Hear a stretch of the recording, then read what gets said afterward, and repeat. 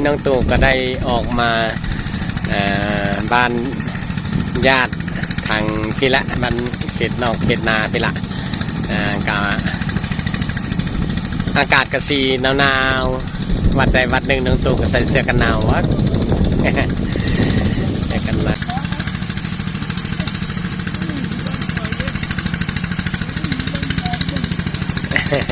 น้องตู่ว่ามาเด้อมาลินบ้านนอกบ้านคอยเด้อว่าสันบรรยากาศบ้านนอกบ้านนาเขามีความสุขอีกแบบนึงอากาศก็สดชื่นดีประกอบใส่กับท้องฟ้ามื้อนี้การสีบดๆเนี่ยเย็นสบายได้กินไอจนเข้าต่อเฟือง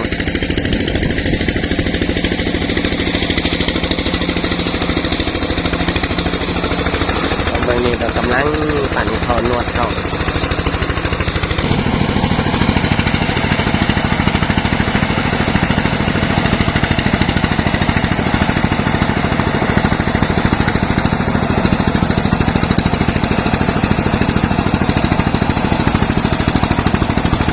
โอ้ยยูเป็นอยู่บ่เนาะมันสิบ่เอากันล้มบ่เนาะ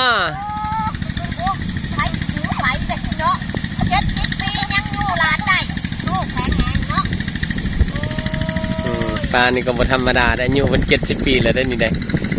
บาดใดแล้วเนาะสิเอาหลานโอ้ยไปไกลขี้ควายแล้วก็ลงขี้ควายแล้วไปบังงัวบังควายเด้อต้มปลาธรรมชาติหลายเด้เนาะเดี๋ยวแม่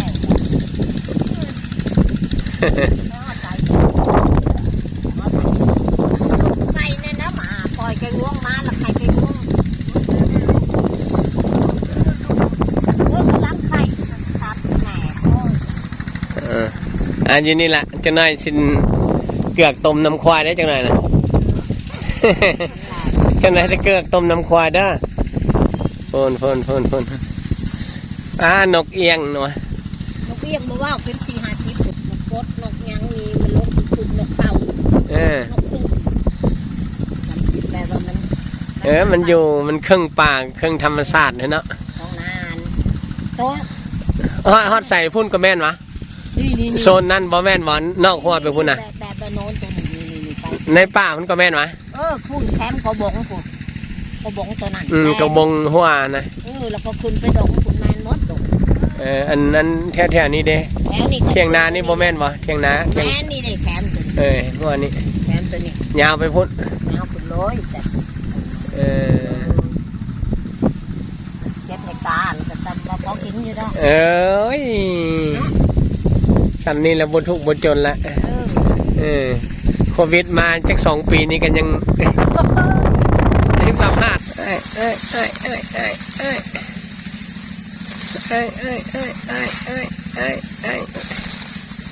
โอ้ยแม่นางงาม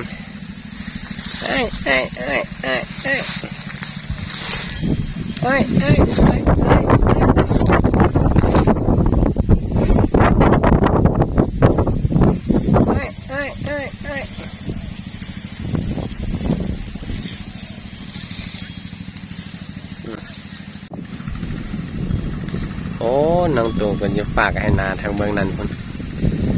เห็นแต่ตามคิมมิน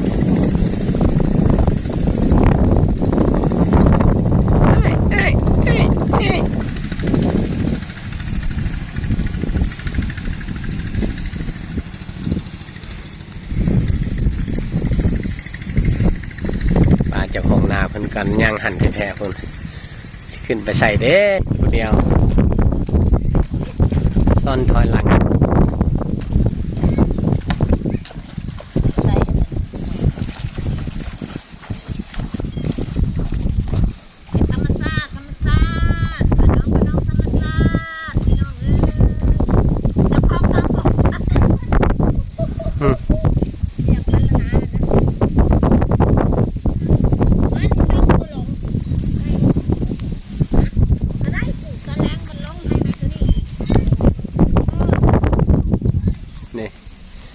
ซ่อนแต่นี่ไปนั่น เ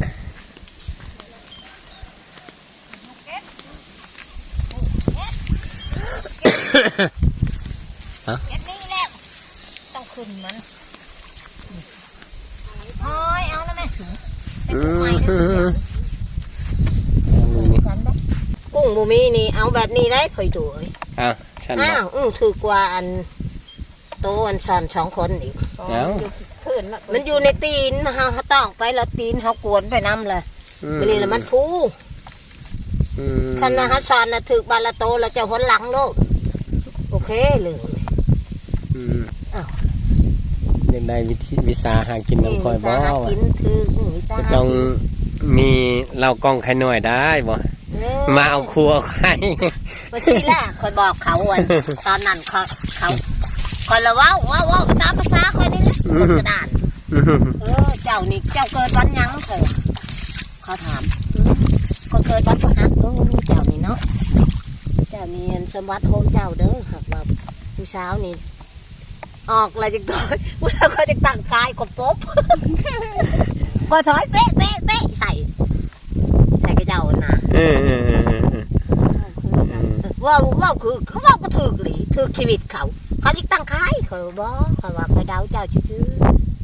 ที่มาเขาชื่อเขาไปหาตัวโอ้เขาแม่แล้วว่าเด้อลูกหลานมากินเลยอยากกินเด้อลูกหลานกินบ้าน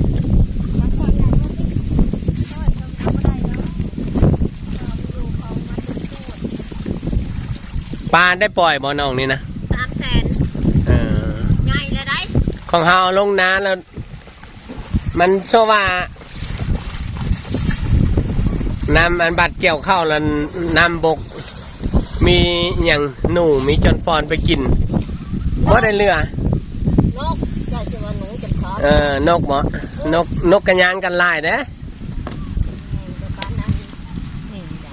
นั่นบ่2 คนยังบ่ได้เท่าเมื่อกี้เนาะ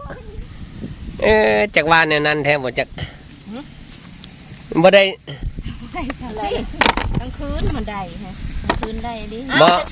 บ่เมื่อกี้นี่ได้หลายกว่านี้เนาะปานเนาะผู้เดียวนะ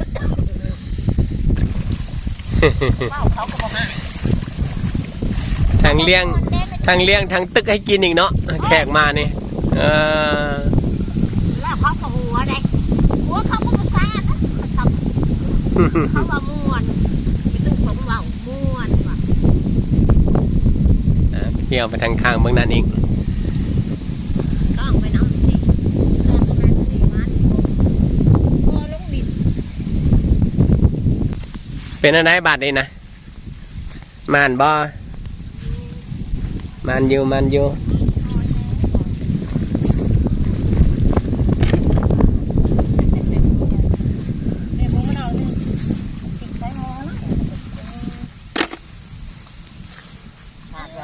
สอนมันออกหูขาดอย่างนี้เพื่อที่ให้ถึงคือกันเนี่ยชมมันแหละเนาะแนวมันมีหมูจากกันยกตัวนี้ออกที่ไหนมันสิทิ่มใส่อีกผู้ถือกันขู่กันดิไปไกลไปหามาหน่อยอ่ะรถม้าประแทกโอ้ยตาผูกระดาษเข่าแล้วให้เห็ดก็การเครียดอันหัวทานกินนี่หากินไปกบเขียดนี่คือสีขนาดเนาะกบเขียดคือสีขนาดเลยอัน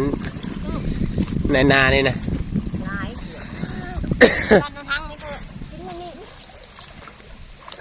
ปลาเป็นอะไรหมดแดงหางหมดแดงนี่จดตัวให้เพิ่นแมนมัดแดงกำลังกินทางที่เนี่ยถั่วดำก็มีถั่วเขียวก็มี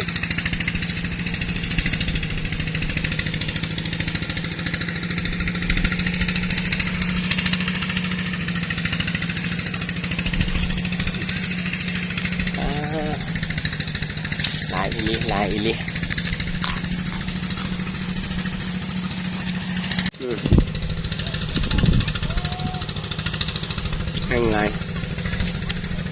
เนื้อใหญ่แบบสิปิดได้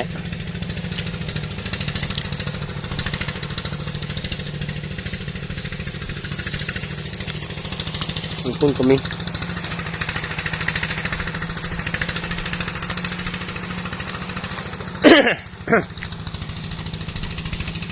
ของคุณก็มีหลายคนนะแม่นมัดเองของถั่วของคุณอีกผู้เจ้าเพิ่นดุพี่น้องเอ้ยดูไทยดุว่าอยู่กับธรรมชาติ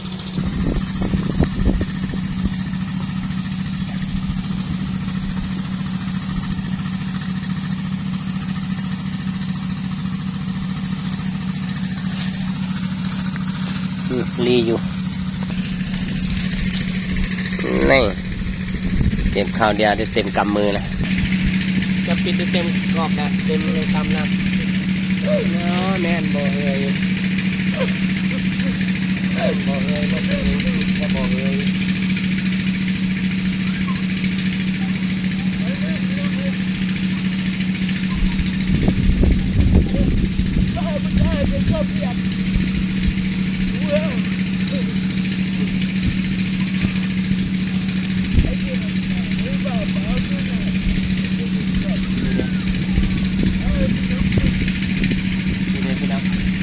เต็มกำมือเลยดูนี่ตู้เราไม่ได้จักหน่วย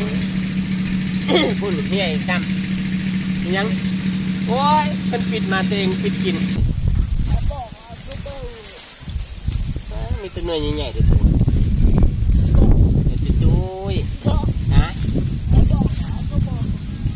มองกระเป๋ามาเนาะฮะ4-5 หมาก